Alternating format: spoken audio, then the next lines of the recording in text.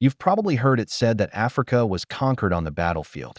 But the truth is, the most devastating conquest happened first, in a meeting room. Before a single European soldier set foot in many parts of the continent with colonial intent, Africa was a complex tapestry of kingdoms, empires, and vibrant societies. It had its own borders, its own languages, and its own systems of rule. These weren't borders drawn with a ruler and ink. They were organic, shaped by rivers, ancient trade routes, shared ancestry, and centuries of history. African nations negotiated, they allied, and yes, they fought with one another, just like any other region in the world. Africa was never a blank, borderless slate. It was organized. Then came 1884. In Berlin, Germany, European powers gathered for a conference. There was just one crucial group of people missing: Africans. Not a single African leader was invited.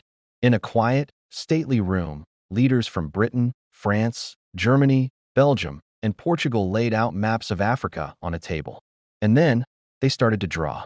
They carved straight lines across deserts, through dense forests, and over powerful rivers.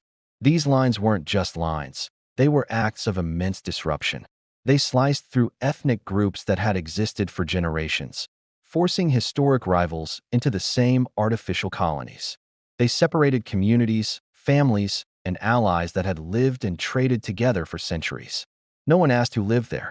No one bothered to study the rich cultures or diverse languages. No one seemed to care about the long-term consequences. Africa was treated like a prize to be claimed. King Leopold of Belgium claimed the vast Congo as his own private property. France seized huge territories in the west. Britain carved out a path from north to south, dreaming of a continental empire. This wasn't diplomacy. It was like a corporate boardroom meeting, dividing up assets. The rules they set at the Berlin Conference weren't to protect African people. They were to stop Europeans from fighting each other over the spoils.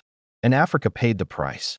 This history isn't just in the past. It echoes loudly in the present. Many of the conflicts, political divisions, and border tensions we see in Africa today were engineered at that table in Berlin. Problems that are sometimes unfairly labeled as African failures often have their roots in European decisions made without a single African voice present.